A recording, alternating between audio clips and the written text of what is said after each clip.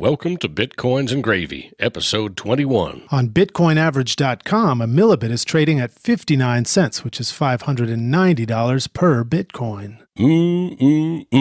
Now that's gravy.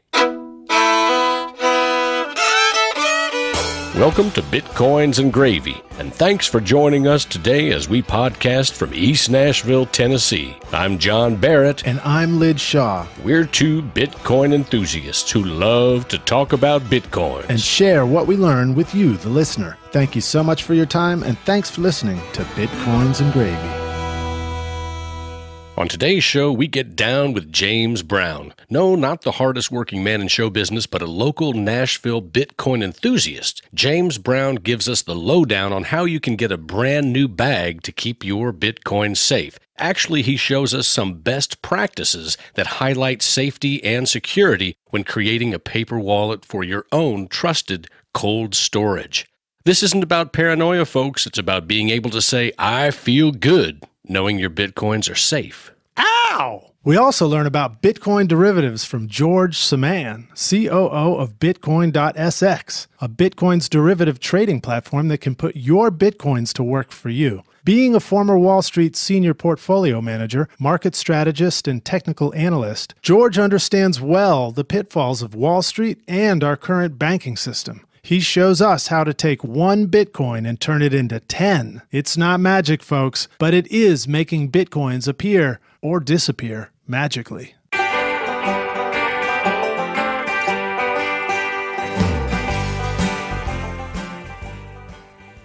So, ladies and gentlemen, I can't tell you how excited we are to have the one, the only, James Brown on the show tonight. James Brown, welcome to the show, man. Oh, thank you very much. It's a pleasure to be on with you guys. Well, it's a pleasure to have you here, man. Have you got any, good melodies for us, or can you show us any dance moves before we get rolling? Yeah, do that one. All right, I'm doing it right now. Can you see me? Yeah, nicely done, man. Sweet, oh, yeah. man. Nicely done. Yeah. Oh, and there goes the splits. Oh, man. I heard it. Was that the sound of Bitcoin dropping again? Oh, man. Woo! Well, so James has been kind enough to join us on the show. We actually just met at the last Nashville Bitcoin meetup, and James has been kind enough to join us so that we can explain a process of creating a Bitcoin paper wallet. The Bitcoin paper wallet is necessary because it's the safest way that we know of to keep your Bitcoins secure and off of the internet, off of any centralized servers or centralized hot wallets or anything like that. Hello, James. Yeah, well, Lidge, some people say it's the safest way, but some people say the brain wallet is really the safest way. Oh, I like that. Start from the very beginning. What does paper wallet even mean? Paper wallet is essentially a piece of paper that you print off with a public key and a private key. The public key is what you give everybody else to receive money on. Now, the private key is what you give out to take all the money off. Now, with the paper wallets, if you remove anything, you have to remove everything on the wallet. You can't leave anything or you're just simply going to lose it. Now, and by anything, you mean Bitcoin balance. So if there are Bitcoins that are associated with that public address on that paper wallet and you want to take some Bitcoins off, you can't take some off, you take all of them off. So if you had 5 Bitcoins on there and you wanted to spend it, you would spend all 5 at once. You wouldn't try and spend one, right? Absolutely. And the thing is even if you could leave something on there, you wouldn't want to, because now your private key has entered the web in order to remove something, and now it's out there. Somebody may have seen or may not have seen it. So, in general, if you use it, really any account, you're going to want to do a new account just for security purposes, unless it's like your daily wallet that you use. So what you're saying is if you've exposed your privates, you're going to need a new address? You might need some underwear. Oh, man. This is getting awfully personal, fellas. I don't know. Okay, all right, fair enough. So that's what a paper wallet is. A paper wallet is this piece of paper that's got your public Bitcoin address and your private Bitcoin address on it. The private one is the secret one that is the key that unlocks the Bitcoin from the blockchain. Once you use it, it's spent and you're going to need to put those Bitcoins in a new wallet address. Tell us more about the process of creating this paper wallet. How does one go about doing that? Let me also preface this by saying, let's just say somebody has gone to a place like Coinbase and they've signed up and they've bought their first Bitcoin and they've got some Bitcoin and they've got it on their Coinbase wallet. Why move it to a paper wallet? What does that mean? I mean, I've already got this wallet on Coinbase. I'll further define that by saying, unlike a paper wallet, that wallet address that's on Coinbase is not an actual, well, it's a hot wallet, right, John? But it's not the same thing as an individual wallet address on the Bitcoin blockchain. It's an address maybe that's on Coinbase's server that represents, and then Coinbase keeps track of what your balance is that's in their, their reserve of Bitcoins. Well, that's what I think it is. And the main thing to remember is that Coinbase is a third party. So, you don't have to deal with Coinbase ever if you don't want to. You can have your own private wallets. You can mix them up so that nobody ever knows, where your balance is going from one wallet to another. You can be completely anonymous with Bitcoin if you choose to. Most people don't choose to. I don't have very many Bitcoins. I don't choose to be completely anonymous. I have a Coinbase account, and I think I have like 1.6 Bitcoins there. I'm happy using Coinbase, but for some people, well, how'd you get 1.6, John? They don't want, for some people, they don't want to tie their Bitcoin wallet to a bank account and to have a third party involved at all. Yeah, so. and I use Coinbase too, and it's fantastic. In fact, John, you introduced me to it. And so now let's say you want to get your Bitcoin out of the Coinbase bank and put it into your own paper wallet. That's what this is all about. Where do we begin? The first thing you want to do is securely create a paper wallet. Now, you can't just go to the web and dial up, paper wallets and make one and know that it's safe, because there are all kinds of spyware, viruses, and everything else, as well as our wonderful government that track and watch just about everything we do. So what we want to do is we want to create our paper wallets in a way that nobody has access to them while we're creating them. And then the only people that have access to them once they've been created are going to be us or anybody that we personally hand them to or give access to them. What I use in order to create mine, in fact, one of the first things I did when I found out about Bitcoin is I learned how to make these paper wallets securely, because I wanted to secure my money. I didn't want any risk of losing it unless I was being stupid and throwing it around and losing it on purpose. I've got a little bit of experience with Linux, and I've read up and studied up on different websites about the paper wallets. And one of the things that I learned is that you want to create the wallet on a brand new first installation operating system. Most people think, oh my goodness, I have to reload Windows in order to start this. Not necessarily. I think that was my fear initially, was that I was going to have to somehow start over with a computer in order to do it. But that's not the case, right? No. I guess many years ago, somebody invented something called the Live CD, which essentially operates an operating system off of using just the CD and the hardware in your computer. It does not have to access the hard drive. In fact, most of the time, it does not access the hard drive unless you ask it to. So it's really kind of cool. You can throw the CD in, run it, play with the computer, shut it down, and nobody will ever be able to tell that you've been on that computer. That sounds familiar, John, doesn't it? Didn't we just talk about something like that recently? Reminds me of KeyPod. So walk us through it. Let's say we're going to make a Bitcoin paper wallet right now. We're starting with the Live operating system CD. Real quick, the reason I use a CD instead of the thumb drive, which I can easily do the thumb drive too, but the CD is finalized, it's finished. Nobody can add any additional information once that CD's been created. Right. So there's definitely no spyware or anything. It's the Virgin just as it's properly downloaded. What I do is I go to Ubuntu.com downloads, and I download what's called an ISO image. On this website, you want to download the desktop ISO image, not the alt or the server. Those two just don't have a live boot option, but the desktop option is what you're looking for. If you know what you have, 32 or 64-bit processor, then great, you can choose which one. But if you don't know, you're safer just downloading the 32. The 32 will work on both the 32-bit processors and the 64. If you have issues with the download link, I recommend using a torrent. If you're not familiar with what that is, it's basically kind of like a non-centralized file sharing program. I'm sure you've heard of Napster in the past. The decentralized file sharing sounds familiar too, right? That's essentially what the blockchain network is. Exactly. All right. So, without necessarily getting too deep into the details of that particular operating system, you get a copy of this ISO, and then what do you do with that? Then you're going to take the ISO and burn it to a CD.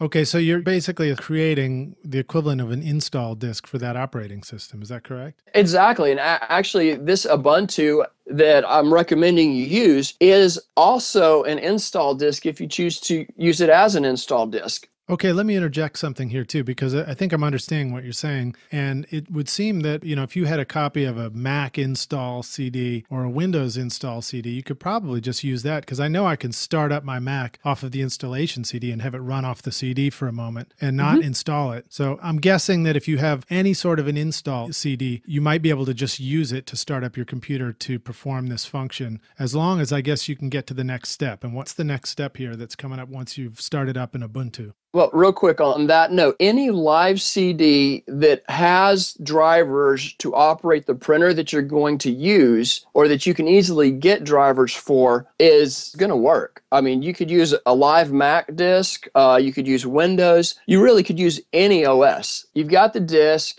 you put the disk in, you restart your computer. Now, when your computer boots up, most computers are going to want to go back to the hard drive. So you need to change the BIOS to say, hey, don't boot to the hard drive this time, boot to the CD. Right. And I think on a Mac, all you have to do is just hold the letter C while you're starting up. On a PC, it's going to prompt you anyway. Which operating system do you want to use? So you're going to go choose the Ubuntu option. Now, with the Windows 8 machines, it's a little more difficult. Apparently, they don't want you to boot to the CD in Windows 8 machines. But you can easily search that. The helpubuntu.com community boot from CD website will give you that. Okay, so let's say we've booted from Ubuntu. We're booted up from Ubuntu, and we've got Ubuntu up and running. We click Try Ubuntu, give it a minute, let it load. You don't have to expect this to go super, super fast, because it's pulling all that data off the CD, which takes a little bit longer than it would off like a thumb drive or off your hard drive. So give it a little bit of time, be patient with it. Once it loads, and real quick, by the way, you want to make sure you have your printer plugged in while this is loading. Ideally, you want a laser printer. You don't want a smart printer. You want pretty much your normal dumb printer, which most people have, just because you don't want anything stored in the queue that somebody can later go in and take to get access to your paper wallets. What do you think about these, all-in-one inkjet printers? You think those are sort of dumb enough for this? I think they're dumb enough. The issue with the inkjet printers is the inkjet has a tendency to run. I mean, I don't mean it sprouts legs and takes off. I mean, the ink kind of runs on the paper. Yeah, you want a laser printer, and if you want to, you can just use a black and white. You don't have to use color unless you want to get fancy. Some people do. And then that printer can be one that you never, ever put back online again is one option. So once you've started using that printer and you decide then it's dedicated to printing paper wallets only, you can print anything you want on that printer as long as you're not hooked up to a computer that is online. Yeah, and a point to make, don't get a wireless printer. You don't want to use a wireless printer. You don't want a printer that is networked. Because if it's networked, even if it's a private network, somebody else could have access to that printer. You want that printer plugged directly up to your computer and to nothing else. Right. And so I think we're about to get to talking about the internet and the Wi-Fi and everything.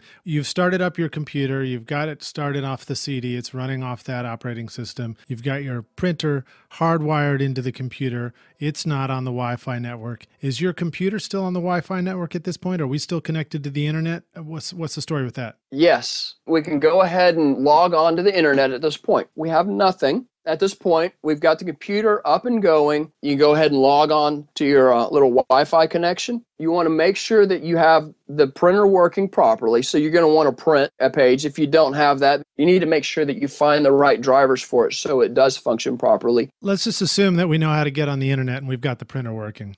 Now you're going to log on to one of the basically the Bitcoin paper wallet sites. One of them that I've used is bitcoinpaperwallet.com. Okay, and then I know bitaddress.org is another site for creating paper wallets. And so this is also presuming that you have a browser that functions from this OS startup CD. So assuming the startup includes a browser of some sort that you can use to get on the internet. Oh, yeah, and that's one of the reasons I recommend Ubuntu, because Ubuntu has pretty much everything that you would have on a normal Windows computer. It's got a full Office suite. Everything that you're going to need is pretty much there, including most of the drivers for most printers. Right, and it's just a lot more secure. Okay, so let's say we've logged on to bitaddress.org, or what was the other one you mentioned? Bitcoinpaperwallets.com. Okay. Then what? Any of them really work without a problem. I've used, I believe I used Bitcoin Paper Wallets, and I think I've used Safe Paper Wallets. Let's say we're on Bitcoin Paper Wallets. Is that .com or .org? Well, I just brought up bitaddress.org. Okay. And the cool thing that bitaddress.org does is immediately gets you to the generating Bitcoin address. And the moment you log on to bitaddress.org, you're going to want to immediately disconnect from the internet. You want let the page load, because it's going to load all the software that you need to generate these paper wallets. Yeah, because it's actually running, the software is running on Java on the browser once the page is loaded, right? That's right. Exactly. So before you do anything else, you go ahead, get off the internet. And what it'll tell you is, it'll give you a text box so you can type in random characters, or just move your mouse around until it's generated enough random points till it tells you it's okay. Right. And then at that point, it's created a public and private address for you. It's created a wallet address, right? Exactly. Just did it, and it just popped up a wallet address right here. On the left side, it says share, which is my public address. And on the right side, it says secret. Okay. And were we totally clear on that? So as soon as the page is loaded, we turned off our internet, right? We either unplugged the Ethernet or we turned off the Wi-Fi. Just reiterating that very important point. Yeah, otherwise you're giving everybody access to your paper wallets that you're just generated. Yes, exactly. Right, and that first paper wallet that comes up on the page right there, ignore that one and move on and generate a new one. And you click generate new address, another one pops up, and you keep going, you can print. Now, I recommend, if you can go through all this trouble to set this up, go ahead and print off, 10, 15, 20 paper wallets. Secure them in a safe place, even if they have nothing on them. Secure them for later use, so you don't have to go through the whole process of setting everything up to make more paper wallets when you need one in a week or two. Okay, and here's an important question based on something you suggested earlier. Are we printing one copy of those paper wallets or more than one copy? What I like to do, I used to carry these around in my wallet because I wanted to buy Bitcoin to load them. In fact, the first Bitcoin meetup here in Nashville, I had 2 of them in my wallet, and I pulled them out and I bought a little Bitcoin, put it on one, bought a little more Bitcoin, put it on the other. And then I got home and I got to thinking about it. And I said, this is really ridiculous. Why am I carrying the secret key or that private key with me? Right, you shouldn't be. You shouldn't. The only thing you need is that public key if you're going to load Bitcoin onto that address. The only thing you ever need the secret key is to pull everything off. Right. Right. What I recommend is you print 2 copies. You print 1 copy to stick in the safe deposit box, and then you print 1 more copy to cut the secret code off, burn the secret code, or throw it in that same safe deposit box if you don't want to burn it. But whatever you do, you either destroy it or you secure it with the other ones, with the other copies. So the only thing you carry with you is the Bitcoin address that you're supposed to share, your public address. Right, if you choose to carry the paper wallet with you. Right, and that's so that you can receive Bitcoin from somebody. Now, if you wanted to spend Bitcoin when you were out and about on the town, the Bitcoin dandy, you would just carry a hot wallet account that would be accessible from your phone. So you would have that Bitcoin already back on Coinbase or on Blockchain Info or one of these others. Right, and I think one thing that's really important to remember is, okay, so we're printing our very first paper wallet, let's say. Before we print that paper wallet, we would be wise to copy the private key and the public key. There's an easy way to copy the public address and the private address by highlighting them and then doing Control copy, right? And then you want to be able to put those somewhere. So you have the private key, not just on the paper wallet, but you have the private key as well, let's say on a thumb drive that you keep somewhere. And that would be a thumb drive backup of your private key. The reason I mention that is because so before you go and print a second paper wallet, or before you go and generate a second paper wallet, if you don't cut and paste that public key and that private key, then what you're going to be left with is no way to retrieve that private key unless you're going to key it in letter and number by letter and number. It's a painstaking process. That's why I say cut and paste that public key and that private key, keep it somewhere in a file. So if you're going to print 5 paper wallets, make sure before you move to the next generate and generate a new paper wallet, make sure you copy your public key and your private key and store those somewhere, maybe just on a different piece of paper or on a thumb drive. Yeah, I mean, I can imagine that you would perhaps print off 3 copies of every wallet. You might keep a whole bunch of them in, a 3-ring binder that you keep safe somewhere in your house that have both the public and the private keys on them that you're hoping nobody else will get access to, that you can use if you want to sweep those wallets later. You could cut the private key off of a whole copy of those wallets and carry those with you when you go out and about on the town if you want to use them to receive some Bitcoin. And then you could take another duplicate in a 3-ring binder, and that could be the one you go keep in a safe deposit box somewhere just for security reasons. Sure. The only thing I want to say is if you place that private key on a thumb drive, mark that thumb drive so you never plug that thing into a computer that's online. Exactly. I've got probably 25, 30 different thumb drives lying around. And honestly, I haven't marked most of them. So I don't really know what's on which one until I plug it into a computer. How many thumbs do you have, Mr. James Brown?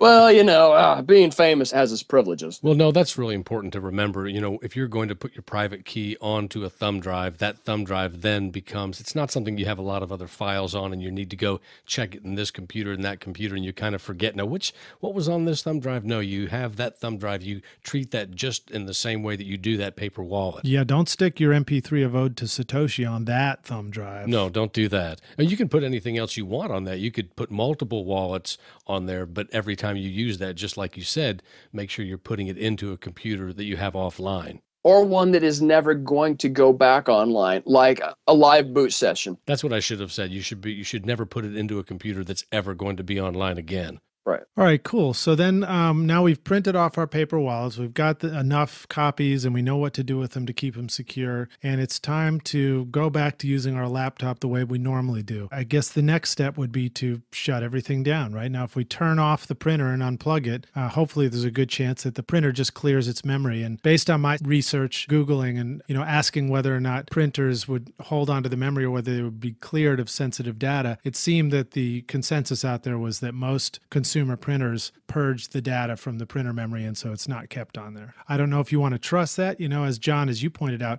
you might prefer to just have one dedicated printer. That's all you ever use it for, and you never plug it back into the internet. Yeah, if you print a paper wallet from that printer, don't ever put it back online again. There's just no point in it. Well, I agree. I believe that in most instances, being overly obsessively paranoid may not necessarily be a good thing. But in this situation, take every precaution you can, because you might very likely be protecting your retirement fund with Bitcoin. Absolutely. Would you just hand that out or take risk with, thousands or possibly even millions of dollars? I'm not going to. No, it's worth being a little extra safe. I agree. And, still, I wonder if, you take bitaddress.org, is that completely safe? Let's say you're going to store 100 Bitcoins in a paper wallet that you generated from bitaddress.org. How do you know that bitaddress.org wasn't set up by somebody where they have software, basically an algorithm or whatever you want to call it, it's set to generate exactly, let's say, 900 billion unique numbers?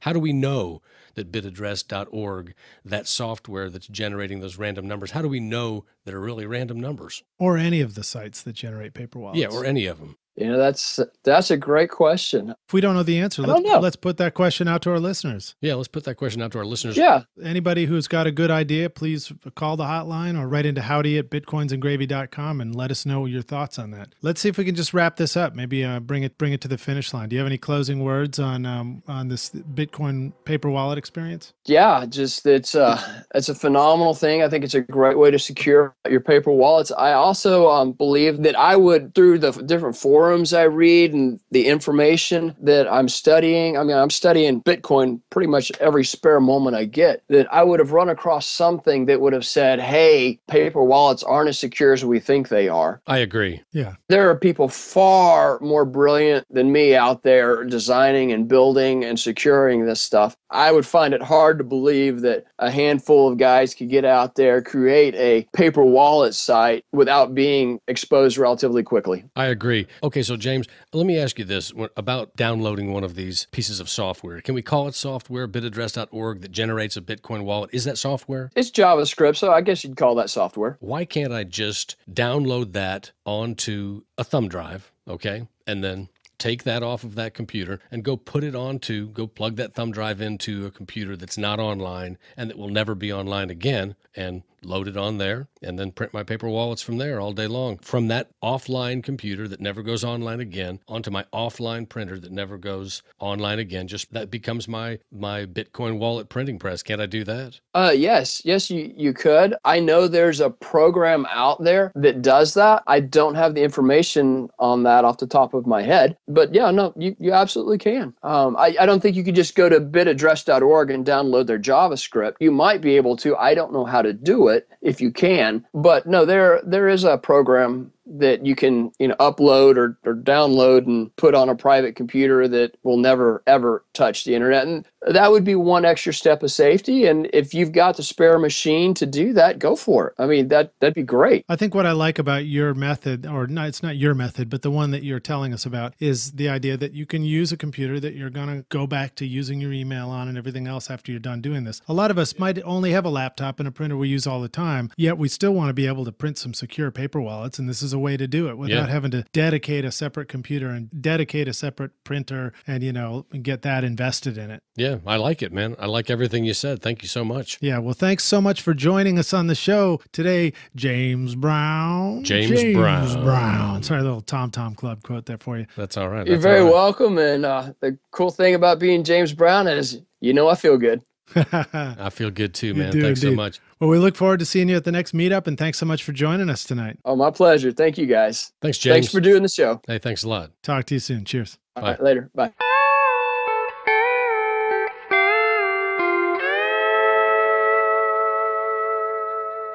I'm John Barrett. And I'm Lyd Shaw. We're two guys from East Nashville, Tennessee who love talking about Bitcoin. Join us for Bitcoins and Gravy right here as we talk with business owners around the country and around the world who are using Bitcoins right now to grow their businesses. We interview Bitcoin experts about cutting-edge developments, the future of Bitcoin the currency, and Bitcoin the shared network. We also talk with everyday folks who use Bitcoins instead of money for everyday purchases. And if you're still not sure about Bitcoins, we can help. Bitcoins and Gravy will get you up to speed with this new fast-paced technology, Bitcoin. We invite you, the listener, to call us on the Bitcoins and Gravy hotline at 615-208-5198 with your questions or comments about Bitcoin. And remember to tune in right here for Bitcoins and Gravy.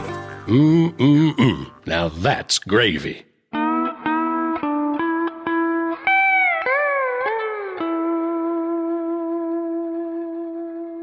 So, John, it was unfortunate that you and I could not personally make it to this recent event in Washington, D.C., the Bitcoins in the Beltway event for 2014, but we do have a pretty good solution. Do you want to introduce it? That's right. Now we take you to Washington, D.C., to our guy on the ground, Kirk Phillips, who was there, Captain Kirk, for some excellent interviews with people who are prominent in the Bitcoin community. Take it away, Kirk. All right, Captain Kirk, beam us up some Bitcoin gold. That's right, Kirk Phillips, guy on the ground. Hello, it's Kirk Phillips here at Bitcoins in the Beltway, and I'm speaking with Brock Pierce and Steve Beauregard. And I wanted to ask you guys if you could tell us a little bit about the Coin Congress. Yeah, Coin Congress has a conference July 23rd and 24th in San Francisco, which will be their second event.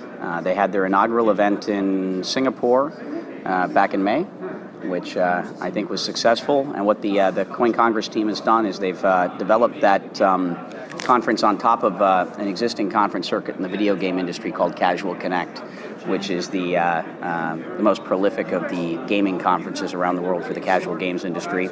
So I think their San Francisco event is probably 3, 4, 5,000 people already. They've rented out the entire Hilton Hotel, and they are very good at what they do. So Coin Congress will be hosting 4 events as of right now per year. The next one is in Eastern Europe, and then the one following that will be in Amsterdam, and then again in Singapore next May. And so, very excited to be an advisor to Coin Congress, and I'm always looking for excuses to spend time in San Francisco. Great. What can you say about it, Steve? Well, GoCoin is going to be a platinum sponsor of Coin Congress, and I think what that really indicates is that we believe that gaming is one of the next big industries for Bitcoin.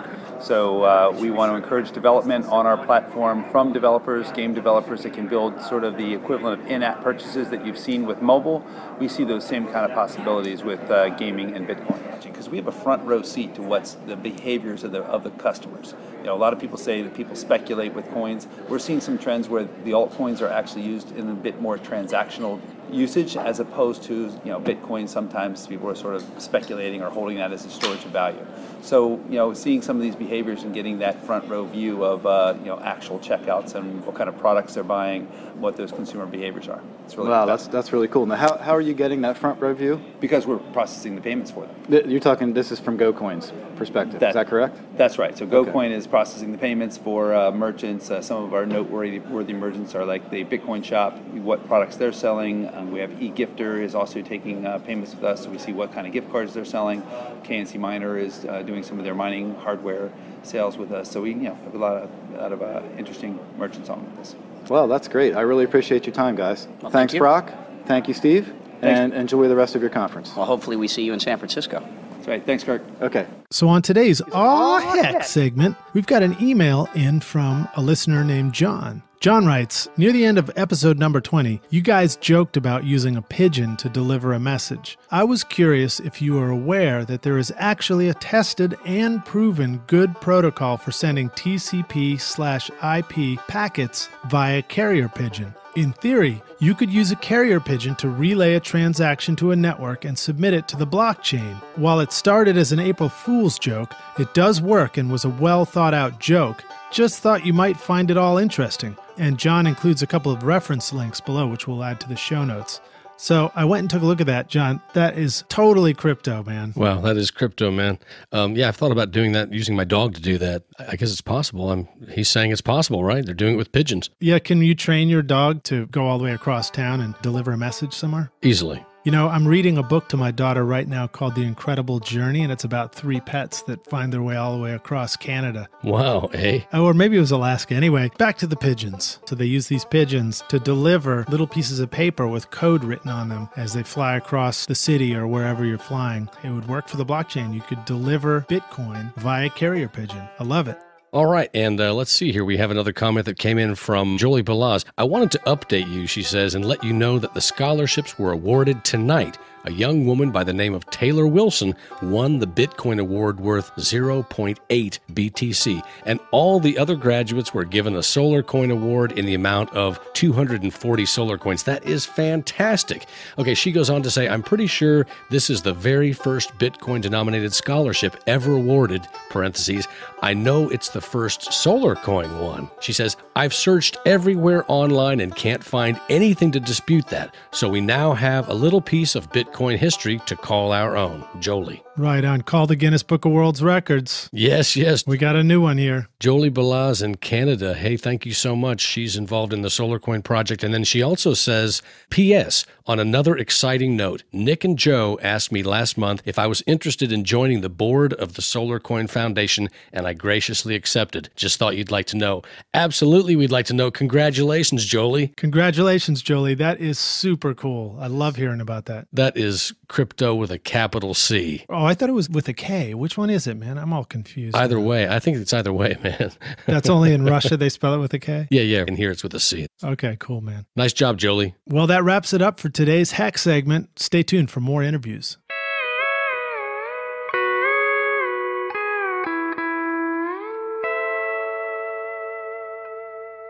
On today's show, we have with us George Saman, who is the co-founder and COO of BTC.SX. Welcome to the show. Welcome to Bitcoins and Gravy, George. Welcome, George. Thank you. Glad to be here. Happy to talk Bitcoin. And any questions that you have, I'd love to answer. All right, and BTC.SX, that's a Bitcoin derivatives trading platform. Is that right? That is correct. We are a derivatives trading platform, and we are Bitcoin only. Essentially, what the platform allows you to do is go long or short versus your Bitcoin exposure leveraged. We offer leverage of up to 10 to 1. You can change it to different types of leverage depending on your risk profile.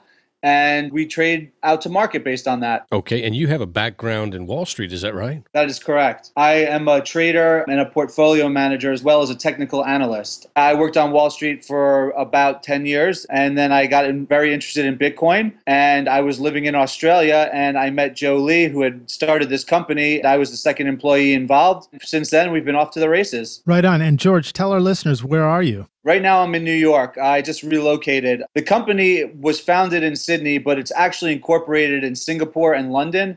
And I'm in New York for getting our compliance in order and doing business development as well. You there in the Big Apple? Yes, I am. Ah, the Big Apple. Okay, cool. So you're right there in the financial trading hub of the world. Yeah, so essentially that's how we set ourselves up in the three biggest financial centers in the world. Because our plan is, while we have this one product now, we plan on offering a diverse range of different products in the financial services space. Our user base is primarily European and American, and we're looking to target Asia next. So yeah, those are the markets that we're in and focusing on. So are you the first Bitcoin derivatives trading platform to exist, do you know?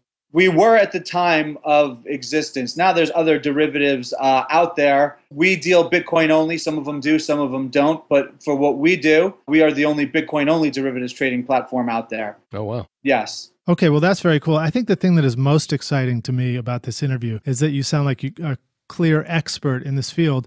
And me being a clear beginner in this field, I wonder if you could kind of explain some of the basics of all of this stuff, how trading works. What is a derivative? I mean, this is really kind of new to me, and it may be new to a lot of listeners as well. And also, if you could quell some of the fears, I know that there are some people out there that may think of derivatives or may have experience with, what happened right around 2007, 2008, who would say that derivatives is a bad idea and derivatives can lead to bad things. It's a form of gambling. How can you quell some of our listeners' fears when it comes to what you all have to offer? Okay, so I'll just start off by telling you my definition of what a derivative is. Okay. Just so we can get a little bit about talking about that. So a derivative essentially is a type of contract that derives its value from an underlying entity. In essence, with us, it's Bitcoin. If you come on our site to trade and you have one Bitcoin, based on the type of leverage that you employ, you can make that Bitcoin worth up to 10 Bitcoins. That's what derivatives allow you to do, in essence, is buy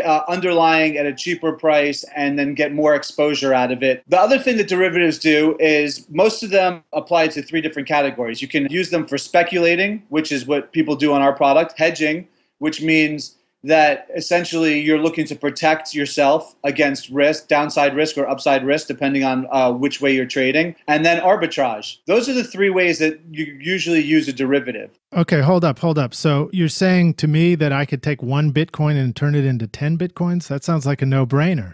Well, it is, and it's not. It's a highly speculative way of trading. So the way that you would trade on our site is directional betting. Essentially, you think the market's going to move one way or the other, and you want to make money off of that. So what you do is you would buy, if you think the market's going to go higher, you could use leverage to make more money than just the price of your one Bitcoin. So for example, if Bitcoin is $600, if you bought a Bitcoin on a site like Coinbase, you would get a $600 worth of Bitcoin. Mm-hmm. With us, using leverage, you can make that worth a lot more than that. How does that work? So it works based on the fact that when you come on the site, you put your Bitcoin on, we provide the leverage for you, which means that we give you a way to make that small amount. So if you have $100, it could be worth up to $1,000 worth of Bitcoin. And then based on the movement in price, you can collect off of that. What you're doing is essentially making 10 times your money, or you can potentially. Now, is there also the potential to lose 10 times your money?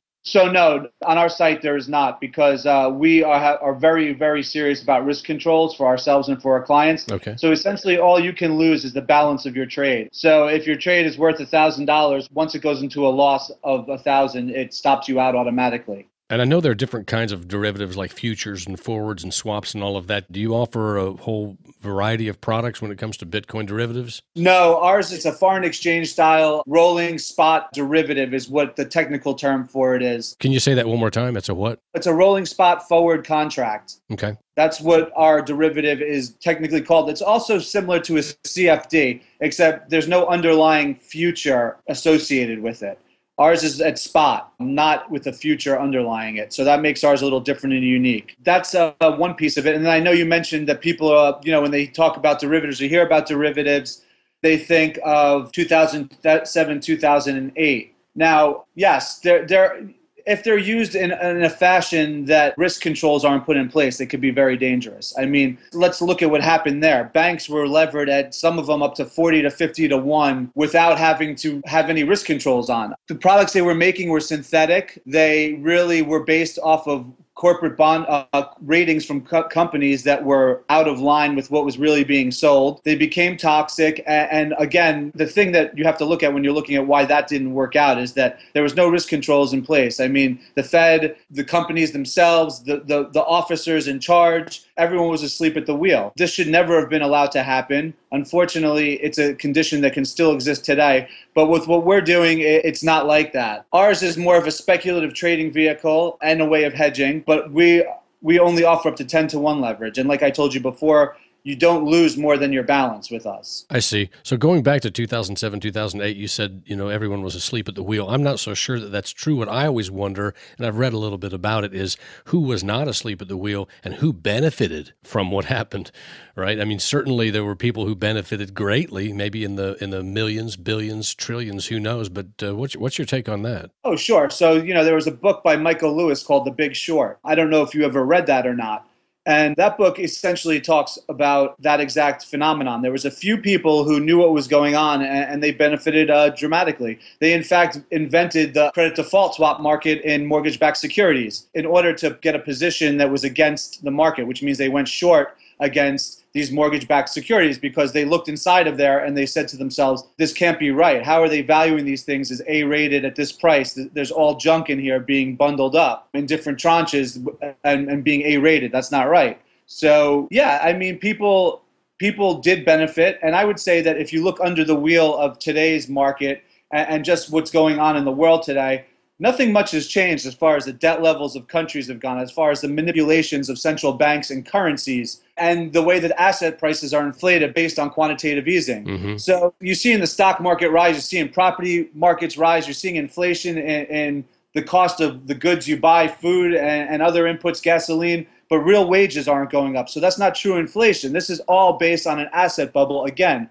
So if you're looking for a way to benefit off of what I feel is still a situation that was never resolved, I think Bitcoin steps up to the plate and is the thing that you want to be involved in. I agree. Okay, cool. So back to Bitcoin for a moment. And once again, I have to admit, I don't quite understand some of the language and everything. I don't fully understand what the meanings are. Want me to clarify? I could certainly try to, sure. My question is just simply, how exactly, in really layman's terms, without using some of the Wall Street language, does my coin go from 1 Bitcoin to 10 Bitcoin using a derivatives platform? Yeah, can you walk us through that? So somebody has 1 Bitcoin and they think, this is my life savings, 1 Bitcoin. They want to go to your site and they want to turn that into, they want to double that or triple that or that times 10. How do they do that? Can you walk us through that?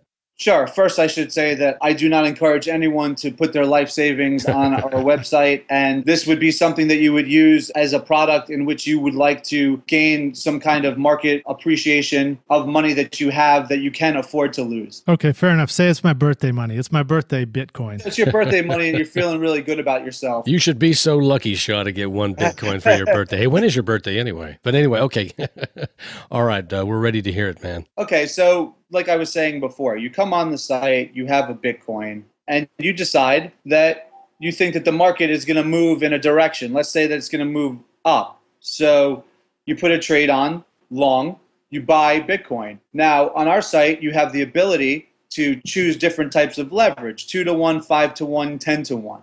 Now, these different leverages are really based on, I would say, different risk profiles, which means people have different comfortability levels with risk. Mm-hmm. So Some people might only want to put a 2-to-1 bet on, which means that they can make twice their money. 5-to-1, 5 times, 10-to-1, 10 times. The way it works is we provide you with the leverage. That's essentially money that comes out of our cash trading reserve. What we do with that is we allow you to essentially make your one Bitcoin into a bigger price. So it could be anything from 2-to-1 up to 10-to-1. And that's how you get this exposure that I'm talking about, and you're able to look to gain price appreciation. You could also do this from the short side if you think that the price is going to go down. Or if you own a lot of Bitcoin and you want to hedge yourself because of the volatility in price. Really, what we're doing here is playing on the price and the volatility of Bitcoin. And it's directional move. Okay, I was just going to say, I'm still confused. What's the difference between me just simply buying Bitcoin today, saying I think the value is going to go up by tomorrow, and if Bitcoin goes up, my value is going up? Yeah, sure. So if you buy one Bitcoin today at $600 and it goes up to $650 tomorrow, you made $50 off of that. Sure, okay. Now, if you buy one Bitcoin and you use 10-to-1 leverage and it goes up $50, you could make $500 off of that. Okay, and where does that money come from? Where does that $500 get sourced from? So it comes from the trade that you put in. So essentially, we send orders out to market. We use Bitstamp, and we trade that value for you. We trade whatever number of leverage you use. We make that the actual value of the trade that's going out. So your $600 deposit, in essence, could be worth up to 10-to-1 of that $600, so $6,000. We do have a maximum trade level right now on this site, which we plan on increasing as more liquidity comes in the marketplace. But right now, it doesn't make sense. There aren't people making super big trades at the moment. What's the max? So right now, it is $10,000 US. I see. Well, I think what Lidge was asking is, where's that profit come from, the $500 profit that you gave in the example? I think the answer is just the market, the people who've gone short or the people who've gone long, right? Well, yes, in essence, that's correct. It really comes from capturing the value based on the unique leverage that we provide, but yes, that's right. If your trade goes in your favor, you profit measurably based on the amount of leverage you have. Right, because when somebody's winning, somebody's always losing, and when somebody's losing, somebody's always winning, right? Correct. Okay, so that's where the funds come from, is they come from those who bet that Bitcoin was going to go down in value and lost their investment. Lost their shirts. No, we don't really trade against our clients on the site. We send the orders out to market. We have no personal investments and long or short on the Bitcoin itself that's on the site versus whatever our clients are trading. I see. Okay, cool. Well, I apologize to those who may understand this deeply, but I think I'm starting to get it now. Like I said, so I think the simplest thing to think about is that if you buy one Bitcoin right now at 600 and it goes up to 1,000, you get $400. Now, depending on the type of leverage you use, if that same trade happened, you would capture a significant amount more of value with it, 2-to-1, 5-to-1, or 10-to-1 on that. What's the worst case scenario for somebody? They bet that Lidge bets his birthday Bitcoin, or he buys a birthday Bitcoin on your site, and then everything goes bad for him. Can he lose the whole Bitcoin? Yeah, that's the worst case snenario. You can't lose more than the Bitcoin though, and in a lot of leveraged products, that in fact does happen. I see. Okay.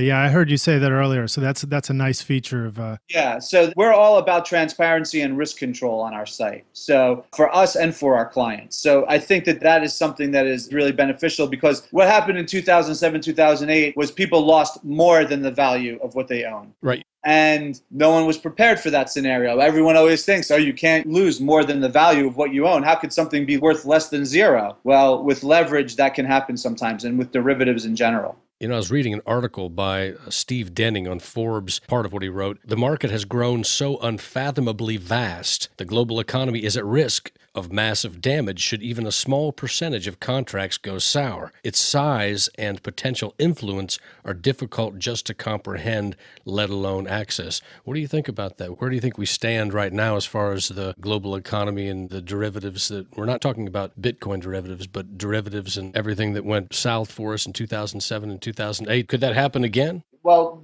first and foremost, I'll just say that, the total market cap of Bitcoin is somewhere around $6 billion. It's about the same market cap as Urban Outfitters. So Bitcoin is small, growing fast, being mass adaptive. But as far as what you're talking about, the global derivatives market, yes, it's grown, in fact, since 2007. Yes, there's always a risk, I think, and particularly with debt levels as high as they are and people not really addressing the root of the problem. Hence why I think Bitcoin is a place where you should be putting at least some, if not all, of your money. I agree. And you know what? In 2008, governments actually had resources to avert the calamity, right? And they were able to just barely avert it, right? But today's cash-strapped governments look all over the world and see what's happening. I don't know that if we had something like we had in 2007 and 2008, if the U.S. government could avert it. I'll go one step further than that and not even talk about the debt loads of the developed world. Bitcoin holds value for a lot of countries, particularly in the periphery of Europe. Countries like Argentina, where just yesterday they announced that they're not going to be able to pay their default. If you're citizens of a country where you can't trust your government or the central banks of those countries, why would you want to hold their currency of that country when you could put your money into something like a Bitcoin, which I think has much more value than gold because it is A, fungible, B, has transactional value, which gold doesn't have, just based on all these people that you see coming to the party and accepting Bitcoin. You can't go to the store and buy an avocado with a piece of gold. Right. And I think that, you're looking at things like that. And not to mention transactionally, imagine having to carry around your bricks of gold versus a Bitcoin, which you could keep it on your cell phone or wherever you want in a cold or hot wallet. So I also look at things like 20% of the world does not have a bank account. You have most of Africa who does not own a single bank account, but they have to make these micro payments over vast quantities of geographical regions, and they have cell phones. The power is coming from mobile, and everyone in the world has mobile. Bitcoin is, in effect, going to make people their own personal banks, where they could just transfer money from peer-to-peer in a decentralized manner, where the price for supply and demand is not going to be manipulated by outside interference of central banks and governments manipulating their currencies and inflating other asset prices. In fact, what it will probably do is drive the value of Bitcoin up, as it is a rare and finite amount. There's only 21 million in existence. And of that 21 million, they estimate that, 2 or 3 million are probably lost. So it might even be a smaller number than that. Well, there will be 21 million in existence. There will be, right? Right now we're only halfway there and Bitcoin's taking off, so it's going to be even more intense than that, I think. Correct. There will be 21 million in existence. Right now, it's about 12 point something million. Yeah. So, look, I don't really have full faith in the governments of the world to solve the problem. They haven't shown that they have the temerity to do it yet. In fact, they've kicked the can down the road so many times that at some point, I don't know what you do. Maybe you monetize the debt, which in fact would cause a massive inflation, which in fact would, potentially make Bitcoin value infinitely higher than it is here. The real thing that you have to look at and think to yourself, in my opinion, is what do you trust and where do you want your money to be? Okay, that leads me to a question I wanted to ask you, George, about the derivatives and the way they work. Can you use the derivatives market to lock in Bitcoin at a certain price? Like, for example, if I like the price of Bitcoin today and I want to buy in and I want to just be able to hold that Bitcoin at that value for the next 2 weeks, is that the way it works too? Can you lock it in at a certain value? The underlying you can lock in. The question I think that you're trying to ask is if you want to buy Bitcoin, can you buy it with a derivative and at the price that it's at now and just hold it, right? I would say potentially. So what you can do is hedge. And what hedging does is protects you against upside or downside risk, particularly downside risk. It's a way of forming a contract that will pay you if there's downside. So if you have $30,000 worth of Bitcoin and it goes to $23,000 or something like that, you would lose $7,000 potentially. By hedging, you can make some of that money back and protect against that downside risk. Now, you won't be able to protect yourself generally against the entire amount of risk, but it gives you a way to tweak it out a bit, make it less volatile, the price. But you'll never be able to really, well, you could, but that's a more complicated product that Bitcoin's simply not offering yet because the market's not liquid enough and big enough. But over time, you'll start to get certain derivatives where you'll be able to do the kind of thing that you're saying. Right now, you can hedge yourself, but you won't be able to completely protect yourself in the way that you envision right now. I see. That's a good answer. My understanding of derivatives traditionally was that it was a way, for example, if you were a farmer and you were going to bring your product to market, and you wanted to make sure the market, you wanted to hedge against the market falling or increasing. Well, you wouldn't hedge against it increasing, but you wanted to hedge against the fall in the market. You could lock in a rate that would allow you to sell your product when you brought it to market. Those are forward contracts, essentially. And yeah, those do exist. In the Bitcoin market, I'm not sure that I've seen forward contracts as of yet because a lot of people who use forward contracts are using them so that they're not stuck with a bunch of wheat or corn at the end of the day. Right. What you're seeing right now is the Bitcoin market is still small enough where, for example, the Coinbases of the world or any other transaction service that gets Bitcoin from a company like a Tiger Direct or a Dish or whoever else, they sell it spot right into the market as soon as they get it. Mm-hmm. So they're not using forward contracts yet. But like I said, as this market gets bigger, you're not going to be able to sell, 1 million Bitcoin or whatever amount of Bitcoin into the market if the value of Bitcoin is large, because you'll move the market too much against you. And that's not what you're trying to do. Right now, it's pretty easy to send out a bunch of Bitcoins and not really affect the price too much. But as the market gets more mature and more players are involved, then you'll definitely need more of those types of products. Okay, great. So now for somebody who's trying to understand these things more, can they go to btc.sx and get some basic explanations of the ways that derivatives work and futures and all the different terminology? Absolutely. And in fact, we just have revamped our homepage. It looks beautiful and it's got a whole bunch of information on it. And I checked it out. It looks great, man. Yeah, thanks. Appreciate it. We just did that. And the leverage we've just offered is fairly new. We were just using 10-to-1 for a while. We finally tweaked it so that you have different levels of leverage. Joseph Lee, our CEO, and a couple of our other employees are in Hong Kong right now at the Inside Bitcoin conference. We're planning on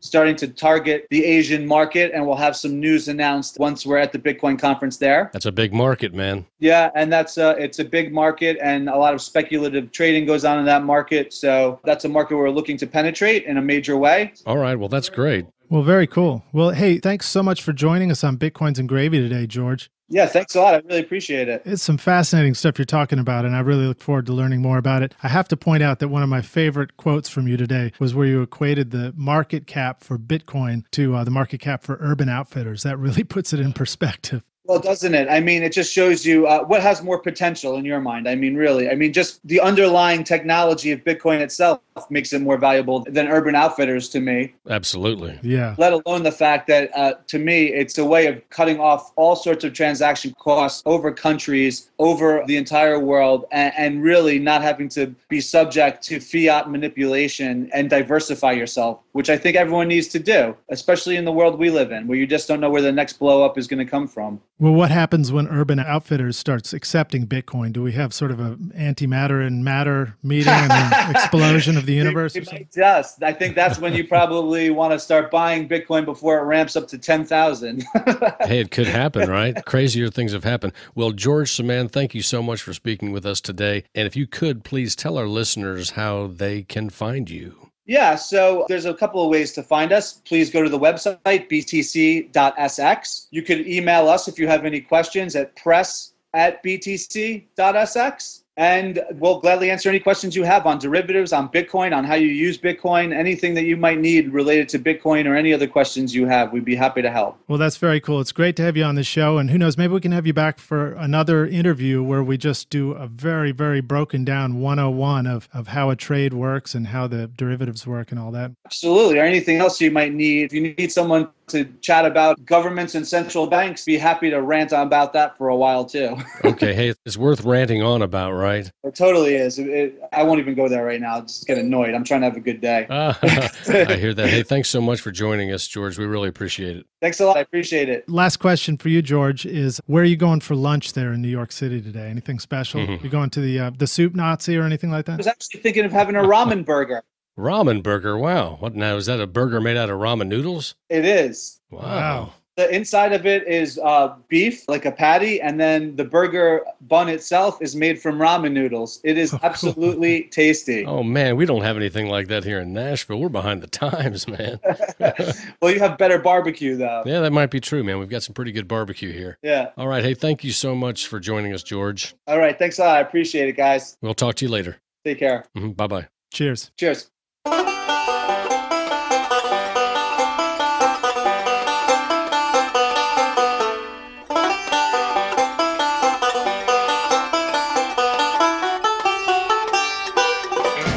Thank you to our guests on today's show for helping us feel good on Bitcoins and Gravy. Local Nashville Bitcoin enthusiast James Brown and George Saman of Bitcoin.sx. To find out more about our guests and sponsors, visit our show notes at bitcoinsandgravy.com/episode 21. Thank you so much for listening to our show. We greatly appreciate your time and attention. If you like the show, please remember to go to iTunes and leave us a review. Also, hit the subscribe button if you'd like to hear from Bitcoins and Gravy each week. And remember the Bitcoins and Gravy hotline. Have you ever wanted to be a podcaster? Then call us at 615-208-5198 and leave us a message with your comments, questions, or complaints. This is your opportunity to tell us what you think. If you give us permission, we will put you on the show. So call the Bitcoins and Gravy hotline at 615-208-5198. That's right, that's the Bitcoins and Gravy hotline. And of course, we offer a number of ways for you to download all of our past podcasts. You can go to letstalkbitcoin.com or directly from iTunes, or you can go to our website, bitcoinsandgravy.com.